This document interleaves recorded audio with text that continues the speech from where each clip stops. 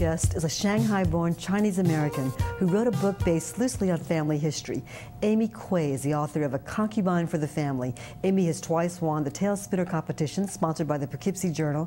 One of the judges said of Amy's work, it has a very strong cultural appeal and gives the reader a quick, instant understanding of Chinese values. Thank you so much for being with us, Amy. Thank you for having me. You know, the title of your book, A Concubine for the Family, is a very provocative title. Yeah. Explain it. Well, my grandmother did give my grandfather a concubine for his birthday because they have no sons. Mm-hmm. In the old days, you know, people always think the fault is the woman. Right. And in the Chinese tradition, a virtuous wife is supposed to provide an heir for the family. Right. And my grandmother had bound feet. Uh-huh. And so she has a personal maid who, when I remember them, she still remained a maid to her because I had witnessed a scene of her bathing my grandmother. So Orchid, in the book her name was Orchid, right? A little Orchid. Right. So little Orchid would do all the personal daily dressing and bathing of your grandmother because she couldn't move because of her bound feet, right? And then they don't take a bath in the tub. You know, it's more like a sponge bath. Okay. And when I was very young, I watched her lovingly bathe my grandmother, and including the feet and binding the, And at that time, she was already the concubine of No, she was. My grandmother had picked her up. She was begging on the street. When she was very young. When she was very young. She was 5 years old. Mm-hmm. She was gnawing on a tree trunk. So she just took her in, bought her, and brought her up as a daughter, a friend, taught her how to read, educated her. And so the relationship is really symbiotic, that she provided her with a home. And the Orchid was very, very grateful that she had taken her in and marrying my grandfather, because that gave her a place in the family. And protection. Protection. She doesn't have to be married off to a farmer or whoever who's never even had any education. And the way your book described your grandfather, he sounded like a wonderful person. I mean, he was kind, he was educated, he treated his daughters like sons, meaning he let them go to school and gave them private education, let them learn English, and didn't just like shuffle them off somewhere. Because in those days, it was typical. That was atypical behavior, right? Yeah, to treat daughters like that. He was, so to speak, enlightened and modern. And he did not want the concubine. Right. But his wife wanted to give him the concubine so that, because she's traditional, she's very conservative.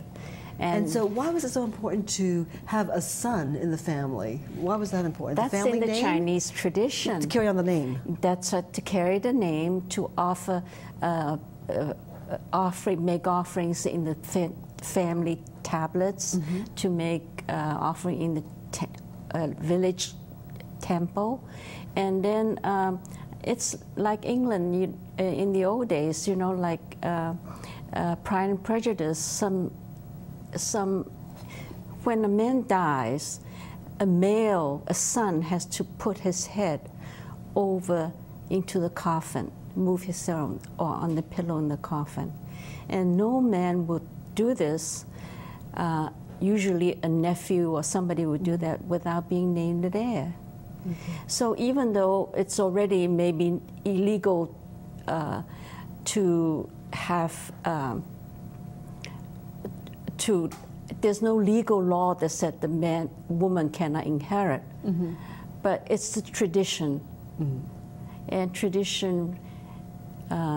So your grandmother felt like she could never really be that virtuous wife without providing a son to her husband, and she even if it took a concubine to do it. The irony is the concubine produced 2 daughters. That's right. Right? Because today we know it's always a man who carries it. Right. The proper genes. So, but she was not shunted aside because she produced daughters, No, right? no. Actually, in the old days, of course, you hear always the stories of how concubines were mistreated, and there's a lot of fighting, and that's the reason why he didn't want a concubine. Right. But in this case, and I established in the first chapter, the relationship between the two of them are very loving. And your grandmother was really a very smart woman and very wise. Yes, and choose her personal maid to be the concubine because the maid admired and adored your grandmother. Yes, right? And she's helpless without her. She's leaning on her because she has bound feet. Then the maid does everything for her, and these things actually happen very often in the old days, because a smart woman would give your husband a concubine instead of waiting for him to go out and find somebody. Oh, I see. So you find your find your own competition. Right. So in this case, she's very smart because this woman is actually, she's been in the household forever. She's almost like another daughter. She's known her as a daughter, as a student, as a companion all her life. And by the time I knew them, she was her alter ego. Did you know your grandfather at all? Had he passed away by then? No, I heard news about him being killed, but in the bombing in Sichuan, Chongqing. But it was, I guess, the end of my grandmother's reason. She became much more. Lives in the past. She's always mumbling some poetry. You alluded that a little bit in the very last chapter about how she would go off and talk about the silkworms. Right. They had a silkworm farm, right, to make silk. In Hangzhou, they use silkworm as a pet. The children, the girls, they were pets. They're pets. They use them as pets. They, feed them. They collect the leaves and feed them.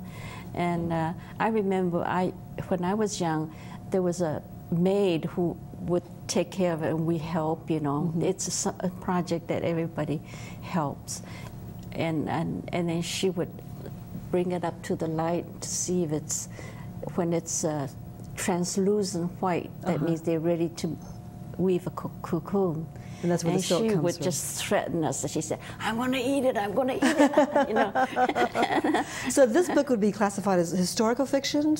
Yes, it has a lot of historical background because the whole family fortune was wiped out because of the wars, and the whole family's livelihood and their personality and everything was tied up to the wars.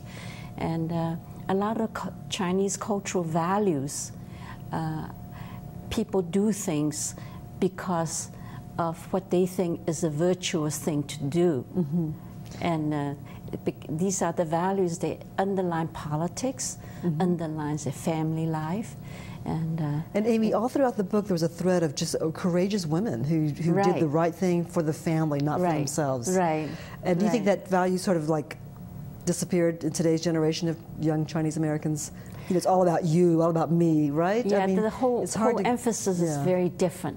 The whole emphasis, especially for the Chinese, is family oriented, and to be an individual has connotations of being selfish, right? And so we can see secretive, And we can see how all that plays out in your book, A Concubine for the Family. I love that title. Right. And you have a sequel coming up, too, called Under the Red Moon? Right. So we'll look forward to that, too. Still working on it. Okay. Thank you so much, Amy Kwei. Thank you.